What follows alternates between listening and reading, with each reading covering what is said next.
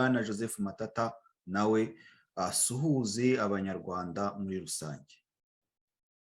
Ndumva mwabashuhuje rwose bihagije, ndagira ngo nyesuhuze umugore n'abana n'abavandimwe b'uyu mugabo Kaporari Mwiseneza Jean Paul wishwe ari uko atabarije abandi banyururu bicwaga. Urabona ibyo Karasira yavuze, uyu nguyu niwe wabivuze bwa mbere muri 2019 baramwica. Yaramaze guha raporo yuzuye Diane Rwigara kuko yari amuzi, yari afunguwe avuye muri gereza. Uyu rero Jean Paul Mwiseneza akaba baramwishe tariki ya 10 z'ukwezi kwa gatandatu, nuko kwejo twibukaga imyaka 3 ishize bamwishe, ko bamwishe muri 2019.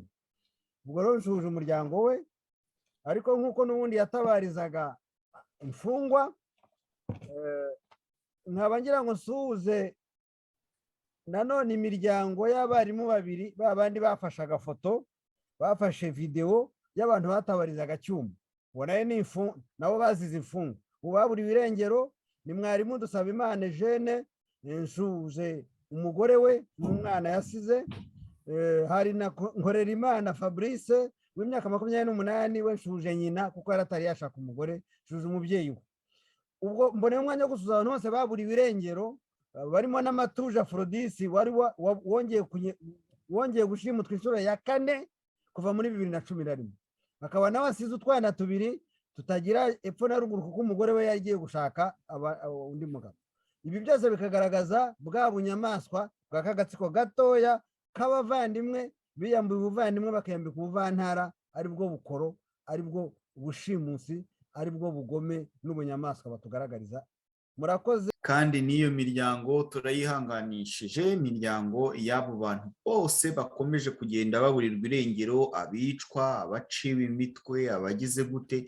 Dufite ubutegetsi bubi, abanyarwanda twari dusanzwe tubizi, ntawe bitubikangurira, abanyamahanga batangiye kubibona, twarabibabwiye inshuro nyinshi, bamwe bakica amatwi kubera inyungu z'ubutegetsi, inyungu basangiye, ariko ubu batangiye kubyibonera neza ko ubutegetsi dufite ari ubutegetsi bubi, ubutegetsi bwica abo buyoboye, ubutegetsi butera ibisasu mu gihugu cyabo.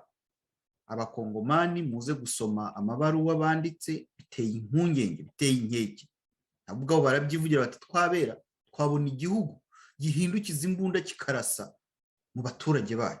Ntabwo turabona igihugu ku isi kimeze gityo, aho abantu bashinga imbunda bagahindukiza bakarasa mu gihugu cyabo. Kandi ibimenyetso birahari, buri wese ashatse yagenda akabyirebera. Njye ubwanjye nanjye nahoze mbyibazaho, aho i Musanze ku isi ya rurema nibwo bwa mbere nabonye batera igisasa ahantu, ibisasu bikigwa n'amasasa akivuga, abaturage bakajya gushukamiriza, n'abashinzwe umutekano n'abayobozi bakajya ngo kureba aho icyo gisasu cyaguye. Ese ubu uzi ko wateye icya mbere, icya kabiri atari bukimanurire ku mitwe y'abo bantu bari aho, kandi bakumva ko nta ni ukuvuga ngo uwagikomanze wateye icya mbere niwe uzana n'abo baturage ngo nibaze. Kuno umunyamakuru akababaza ati se ko igisasu kiguye mukaba murimo guhinga mukihingira hano mu mirima, abaturage nabo ubwabo byabashobeye. Ni ukuvuga ngo uwateye igisasu ari nawe wazanye abo basirikare. Abasirikare ntabwo bambaye antibare z'amabombe, yazanye abategetsi bakomeye, yazanye za daso, yazanye abaturage ngo baza kureba imyobo, kandi amasasu aracyavuga. Hari ni iyihe garanti uri guha abo bantu usibye kuba uzi ko uwateye icya mbere atari butere icya kabiri? Buri muntu wese yiha igisubizo, ariko icyo nzi neza ni uko biriya bisasu umunyamakuru yahageze hashize iminota 10 icya mbere kiguye, abaturage bahuzuye, abayobozi bahuzuye, abasirikare bahuzuye, bivuga ngo barabizi neza ko nta yindi bombe iri buze. Mise en scène. Ya, okay.